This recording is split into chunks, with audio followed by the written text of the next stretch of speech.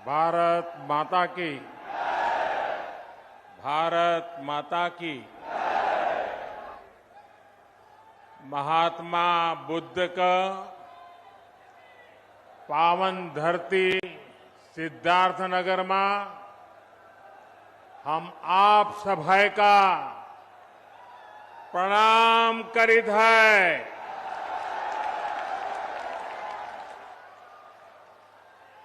महात्मा बुद्ध जौने धरती पर आपन पहले कई जीवन बिताइन वहे धरती पर साए आज प्रदेश का 9 मेडिकल कॉलेजन का उद्घाटन है। स्वस्थ और निरोग भारत का सपना पूरा कर बदे ये एक बड़ा कदम है।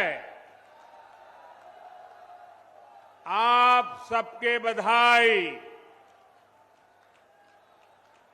उत्तर प्रदेश की राज्यपाल श्रीमती आनंदीबेन पटेल जी, यूपी के यशस्वी और कर्मयोगी मुख्यमंत्री योगी आदित्यनाथ जी, केंद्रीय स्वास्थ्य मंत्री श्री मनसुख मांडविया जी, मंच पर उपस्थित यूपी सरकार के अन्य मंत्रीगण,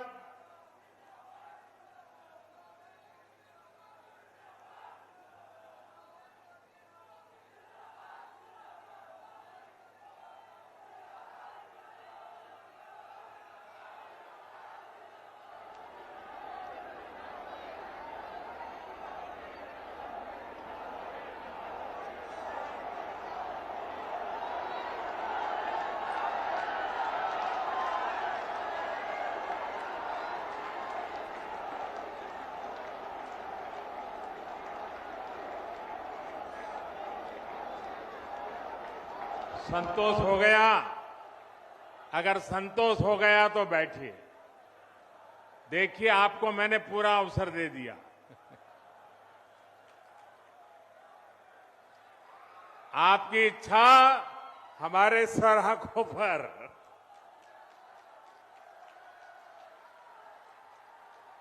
तब आप इजाजत दे तो मैं शुरू करूं। आपकी इजाजत है? आपको नारे वगैरह संतोष हो गया ना? आपके इस प्यार के लिए हम सब आपके बहुत आभारी हैं। लेकिन अब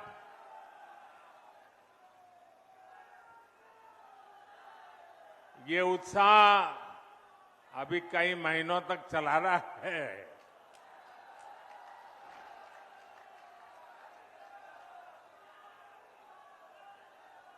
जिन अन्य स्थानों पर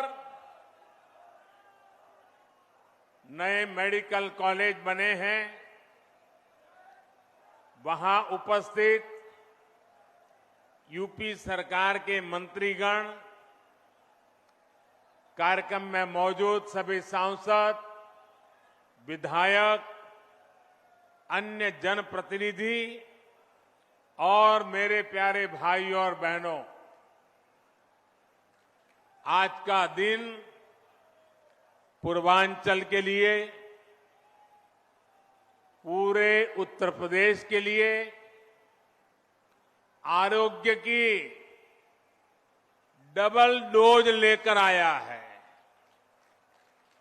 आपके लिए एक उपहार लेकर आया है। यहां सिद्धार्थनगर में यूपी के 9 मेडिकल कॉलेज का लोकार्पण हो रहा है। इसके बाद पूर्वांचल से ही पूरे देश के लिए बहुत जरूरी ऐसा मेडिकल इंफ्रास्ट्रक्चर की एक बहुत बड़ी योजना शुरू होने जा रही है और उस बड़े काम के लिए मैं यहां से आपका आशीर्वाद लेने के बाद, इस पवित्र धरती के आशीर्वाद लेने के बाद, आपसे संवाद करने के बाद काशी जाऊंगा और काशी में उस कार्यक्रम को लॉन्च करूंगा।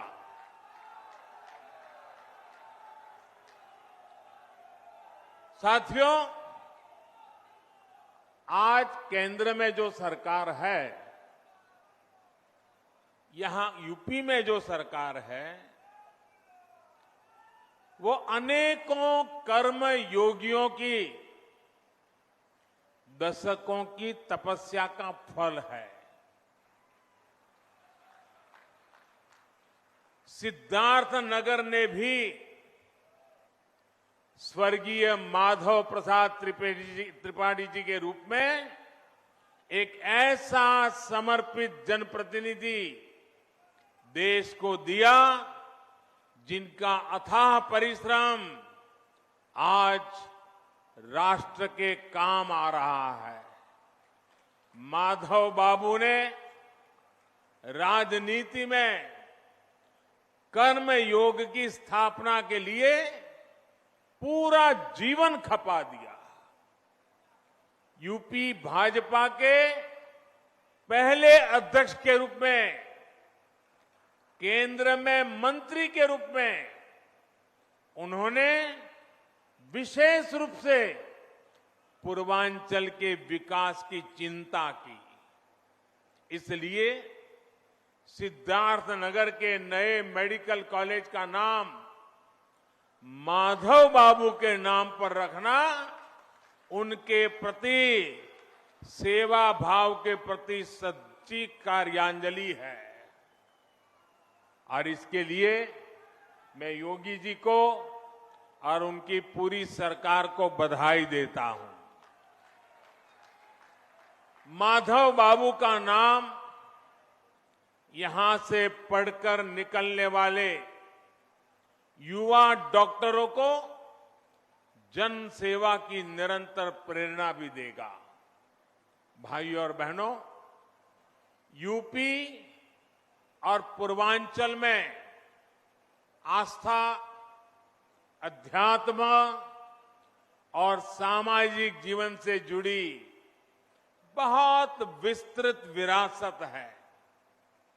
इस विरासत को स्वस्थ, सक्षम और समृद्ध उत्तर प्रदेश के भविष्य के साथ भी जोड़ा जा रहा है। आज जिन 9 जिलों में मेडिकल कॉलेज का लोकार्पण किया गया है, उनमें ये दिखता भी है। सिद्धार्थनगर में माधव प्रसाद त्रिपाठी मेडिकल कॉलेज, देवरिया में महर्षि देवरहा बाबा मेडिकल कॉलेज, गाजीपुर में महर्षि विश्वामित्र मेडिकल कॉलेज, मिर्जापुर में मां विंध्यवासिनी मेडिकल कॉलेज, प्रतापगढ़ में doctor Sonelal Patel medical college, एटा में वीरांगना अवंतीबाई लोधी मेडिकल कॉलेज, फतेहपुर में महान योद्धा अमर शहीद जोधा सिंह और ठाकुर दरिया सिंह के नाम पर मेडिकल कॉलेज, जौनपुर में उमानाथ सिंह मेडिकल कॉलेज और हरदोई, ऐसे कितने 9 मेडिकल कॉलेज। ये सभी मेडिकल कॉलेज अब पूर्वांचल के कोटि कोटि जनों की सेवा करने के लिए तैयार है। इन 9 नए मेडिकल कॉलेजों के निर्माण से करीब 2,500 नए बेड्स तैयार हुए हैं। 5,000 से अधिक डॉक्टर और पैरामेडिकल के लिए रोजगार के नए अवसर बने हैं। इसके साथ ही हर वर्ष सैकड़ों युवाओं के लिए मेडिकल की पढ़ाई का नया रास्ता खुला है। साथियों, जिस पूर्वांचल को पहले की सरकारों ने बीमारियों से जूझने के लिए छोड़ दिया था, वही अब पूर्वी भारत का मेडिकल हब बनेगा। अब देश को बीमारियों से बचाने वाले अनेक डॉक्टर, ये धरती देश को डॉक्टर देने वाली है। जिस पूर्वांचल की छवि पिछली सरकारों ने खराब कर दी थी, जिस पूर्वांचल को दिमागी बुखार से हुई दुखद मौतों की वजह से बदनाम कर दिया गया था,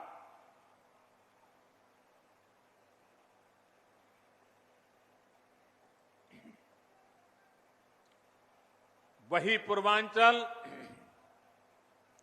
वही उत्तर प्रदेश पूर्वी भारत को सेहत का नया उजाला देने वाला है। साथियों, यूपी के भाई बहन भूल नहीं सकते कि कैसे योगी जी ने संसद में यूपी की बदहाल मेडिकल व्यवस्था की व्यथा सुनाई थी।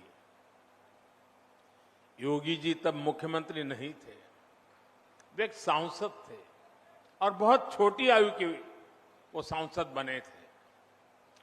और अब आज यूपी के लोग ये भी देख रहे हैं कि जब योगी जी को जनता जनार्दन ने सेवा का मौका दिया, तो कैसे उन्होंने दिमागी बुखार को बढ़ने से रोक दिया। इस क्षेत्र के हजारों बच्चों का जीवन बचा लिया। सरकार जब संवेदनशील हो, गरीब का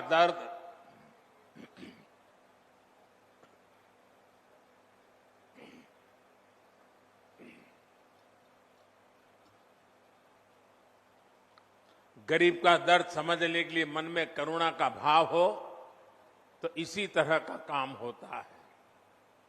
भाइयों और बहनों, हमारे देश में आजादी के पहले और उसके बाद भी मूलभूत चिकित्सा और स्वास्थ्य सुविधाओं को कभी प्राथमिकता नहीं दी गई। अच्छा इलाज चाहिए तो बड़े शहर जाना होगा, अच्छे डॉक्टर से इलाज कराना है तो बड़े शहर जाना होगा, रात बिरात किसी की तबीयत खराब हो गई तो गाड़ी का इंतजाम करो और लेकर भागो शहर की तरफ। हमारे गांव देहात की यही सच्चाई रही है।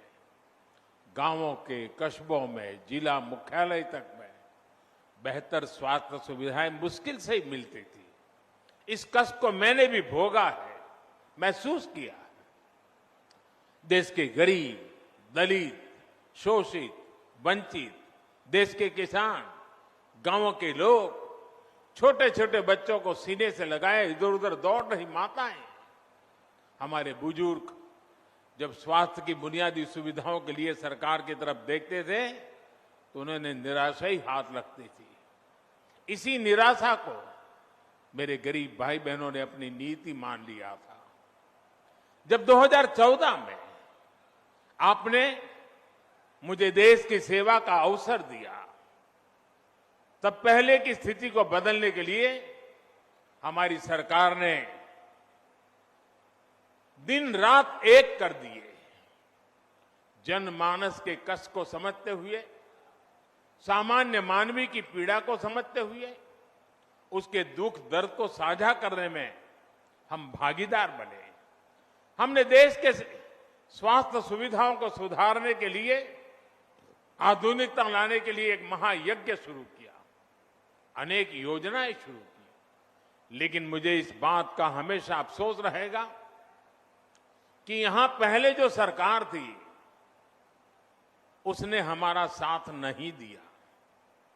विकास के कार्यों में वो राजनीति को ले आई, केंद्र की योजनाओं को यहां यूपी में आगे नहीं बढ़ने दिया गया। साथियों, यहां अलग अलग आयु वर्ग के बहन भाई बैठे हैं। क्या कभी किसी को याद पड़ता है, और याद पड़ता है तो मुझे बताना, क्या किसी को याद पड़ता है कि उत्तर प्रदेश के इतिहास में कभी एक साथ इतने मेडिकल कॉलेज का लोकार्पण हुआ हो? हुआ है कभी? नहीं हुआ है ना। पहले ऐसा क्यों नहीं होता था और अब ऐसा क्यों हो रहा है? इसका एक ही कारण है, राजनीतिक इच्छा शक्ति और राजनीतिक प्राथमिकता। जो पहले थे उनकी प्राथमिकता अपने लिए कमाना और अपने परिवार की तिजोरी भरना था। हमारी प्राथमिकता गरीब का पैसा बचाना, गरीब के परिवार को मूलभूत सुविधाएं देना। साथियों, बीमारी अमीर गरीब कुछ नहीं देखती है, उसके लिए तो सब बराबर होते हैं। और इसलिए इन सुविधाओं का जितना लाभ गरीब को होता है, उतना ही लाभ मध्यम वर्ग के परिवारों को भी होता है। साथियों, 7 साल पहले जो दिल्ली में सरकार थी और 4 साल पहले जो यहां यूपी में सरकार थी, वो पूर्वांचल में क्या करते थे? जो पहले सरकार में थे वो वोट के लिए नहीं, डिस्पेंसरी की कहीं छोटे छोटे अस्पताल की घोषणा करके बैठ जाते थे। लोग भी उम्मीद लगाए रहते थे, लेकिन सालों साल तक या तो बिल्डिंग ही नहीं बनती थी, बिल्डिंग होती थी तो मशीन नहीं होती थी, दोनों हो गई तो डॉक्टर और दूसरा स्टाफ नहीं होता था। ऊपर से गरीबों के हजारों करोड़ रुपए लूटने वाली भ्रष्टाचार की साइकिल, ये भ्रष्टाचार की साइकिल 24 घंटे अलग से चलती रहती थी। दवाई में भ्रष्टाचार, एम्बुलेंस में भ्रष्टाचार, नियुक्ति में भ्रष्टाचार, ट्रांसफर पोस्टिंग में भ्रष्टाचार। इस पूरे खेल में यूपी में कुछ परिवारवादियों का तो खूब भला हुआ। भ्रष्टाचार की साइकिल तो खूब चली, लेकिन उसमें पूर्वांचल और यूपी का सामान्य परिवार पिसता चला गया। सही ही कहा जाता है, जाके पावन फटी बिवाई, जाके पावन फटी बिवाई, वो क्या जाने पीर पर आई। साथियों, बीते वर्षों में डबल इंजन की सरकार ने हर गरीब तक बेहतर स्वास्थ्य सुविधाएं पहुंचाने के लिए बहुत ईमानदारी से प्रयास किया है, निरंतर काम किया है।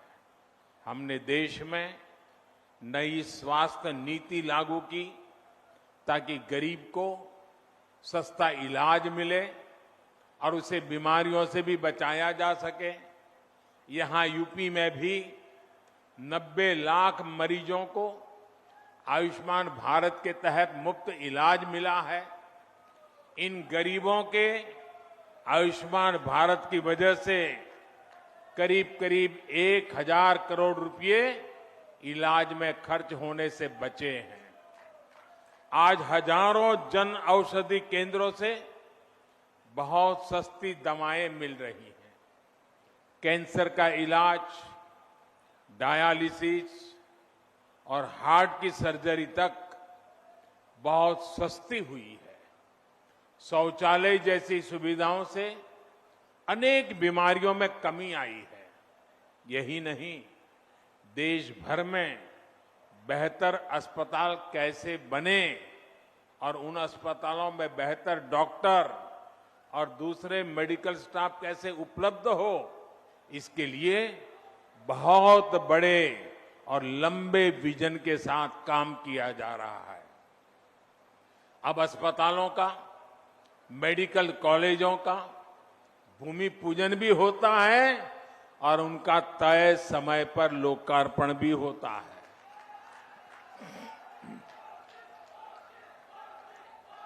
योगी जी की सरकार से पहले जो सरकार थी, उसने अपने कार्यकाल में यूपी में सिर्फ 6 मेडिकल कॉलेज बनवाए थे।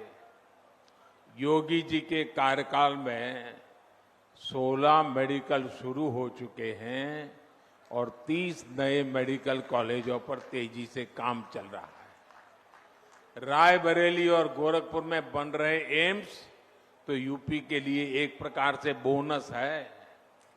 भाइयों और बहनों, मेडिकल कॉलेज सिर्फ बेहतर इलाज नहीं देते, बल्कि नए डॉक्टर, नए पैरामेडिक्स का भी निर्माण करते हैं। जब मेडिकल कॉलेज बनता है तो वहां पर विशेष प्रकार की laboratory training centre, nursing unit, medical unit और रोजगार के अनेक नए साधन बनते हैं।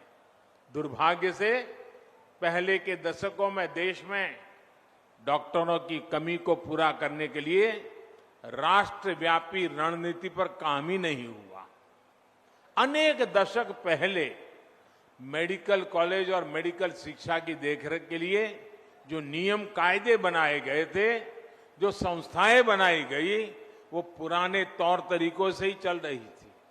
ये नए मेडिकल कॉलेज के निर्माण में बाधक भी बन रही थी। बीते 7 सालों में एक के बाद एक हर ऐसी पुरानी व्यवस्था को बदला जा रहा है जो मेडिकल शिक्षा की राह में रुकावट बन रहा है। इसका परिणाम मेडिकल सीटों की संख्या में भी नजर आता है। 2014 से पहले हमारे देश में मेडिकल की सीटें 90,000 से भी कम थी। बीते 7 वर्षों में देश में मेडिकल की 60,000 नई सीटें जोड़ी गई हैं। यहां उत्तर प्रदेश में भी 2017 तक सरकारी मेडिकल कॉलेजों में मेडिकल की सिर्फ 1900 सीटें थी, जबकि डबल इंजन की सरकार में पिछले 4 साल में ही 1900 नई सीटों से ज्यादा मेडिकल सीटों की बढ़ोतरी की गई है। साथियों, मेडिकल कॉलेजों की संख्या बढ़ने का, मेडिकल सीटों की संख्या बढ़ने का एक महत्वपूर्ण पहलू ये भी है कि यहां के ज्यादा से ज्यादा युवा डॉक्टर बनेंगे।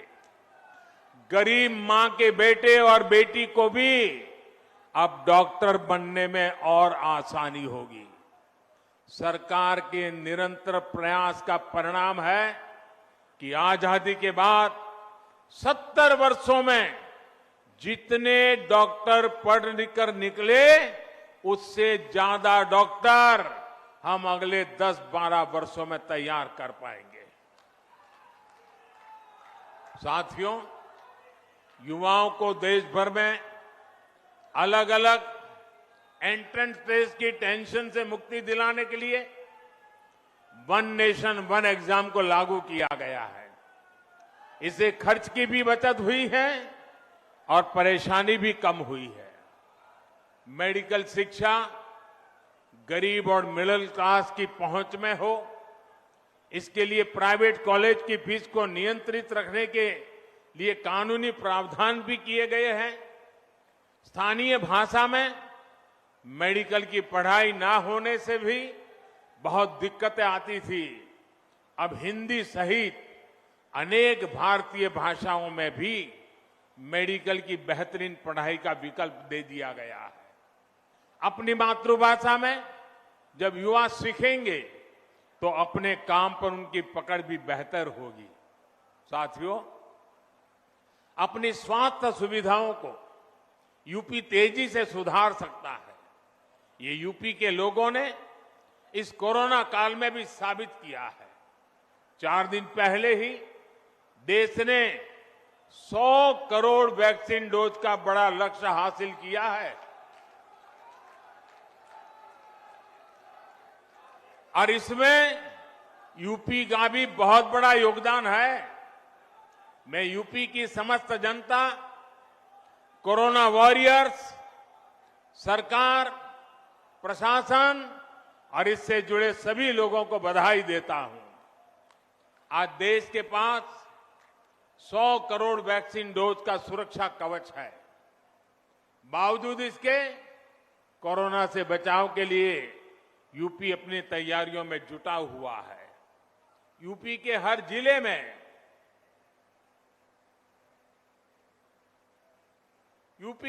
जिले में कोरोना से निपटने के लिए बच्चों की केयर यूनिट या तो बन चुकी है या तेजी से बन रही है। कोविड की जांच के लिए आज यूपी के पास 60 से ज्यादा लैब मौजूद है। 500 से ज्यादा नए ऑक्सीजन प्लांट पर भी तेजी से काम चल रहा है। साथियों, यही तो सबका साथ, सबका विकास, सबका विश्वास और सबका प्रयास, यही तो उसका रास्ता है।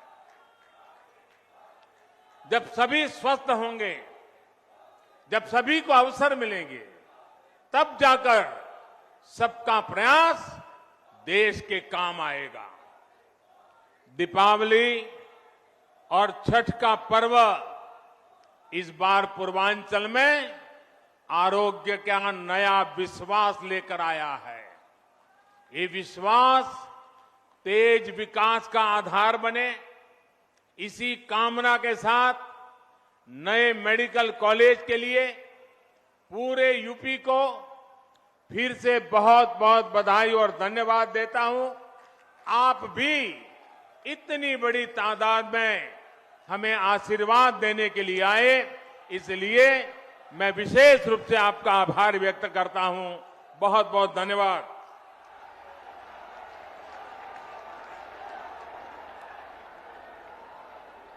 खड़े होकर आप लोग आभार व्यक्त करिए। मोदी मोदी मोदी, जोरदार तालियों से आभार व्यक्त करिए। आज मेडिकल कॉलेज की सौगात आदरणीय प्रधानमंत्री मोदी। तो प्रधानमंत्री नरेंद्र मोदी उत्तर प्रदेशना સિદ્ધાર્થનગર ખાતેના આ સમારંભમાં યુપીને કુલ 8 મેડિકલ કોલેજોની ભેટ આપી છે, જે 2300 કરોડના ખર્ચે આ મેડિકલ કોલેજોનું નિર્માણ થયું છે અને આ 8 મેડિકલ કોલેજોનું આજે લોકાર્પણ પીએમના હસ્તે કરવામાં આવ્યું। પીએમએ પોતાના સંબોધનમાં જણાવ્યું હતું કે यूपीના વિકાસમાં અને ખાસ તો જે 4 દિવસ પહેલા દેશમાં 100 કરોડ રસીનો જે લક્ષ્યાંક હાંસલ થયો છે તેમાં यूपी સરકાર, यूपीના લોકોનું પણ અને यूपीના જે કોરોના વોરિયર્સ છે તેમનું પણ યોગદાન છે। આગળ વધુ સમાચારો પર નજર કરીશું। હાલ રોકાઈશું।